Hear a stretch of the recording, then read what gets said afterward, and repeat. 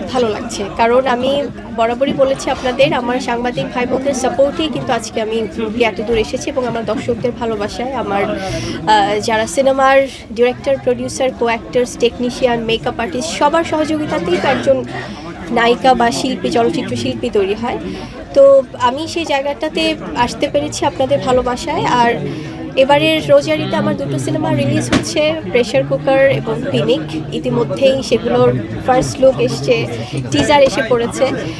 ভীষণ ভালোবাসা পাচ্ছি আপনাদের কাছ থেকে। প্রেশার কুকার নিয়ে যদি বলি, প্রেশার কুকারের যিনি ডিরেক্টর, অনেক জনপ্রিয় একজন ডিরেক্টর রায়হান রাফি ভাইয়া, ওনার পরিচালনায়, এবং এখানে নারীদের জীবন নিয়ে সেই স্ট্রাগলটা দেখানো হবে। এবং আমি আশাবাদী যে এরকম ধরনের সিনেমা বাংলাদেশ ফিল্ম ইন্ডাস্ট্রিতে এখন পর্যন্ত হয়নি, কারণ প্রথমত এটা নারী কেন্দ্রিক সিনেমা তো অনেক হয়েছে আমাদের ফিল্ম ইন্ডাস্ট্রিতে, কিন্তু এখানকার যে জীবনগুলো দেখানো হবে সবাই সবার সাথে রিলেট করতে পারবে। আর আমার ক্যারেক্টারটাও অনেক বেশি পরিচিত লাগবে সব নারীদের কাছে, তাদের অনেক চাওয়া না পাওয়া, ক্ষোভ, দুঃখ, ভালোবাসা সব কিছু মিলে। বেশি কিছু বলবো না, সেটা আমাদের ডিরেক্টররাই বলবেন।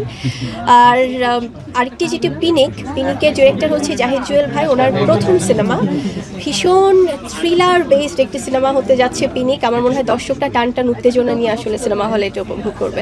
তো আমি সবাইকে অনুরোধ করব, আপনারা প্লিজ রোজা শেষে যখনই ঈদ চলে আসবে, আপনারা পরিবার সহ আপনাদের সেই সুন্দর সময়টা বের করে সিনেমা হলে গিয়ে প্রেশার কুকার এবং পিনিক দেখবেন, এবং অবশ্যই আমাদের বাংলা সিনেমাকে সাপোর্ট করবেন।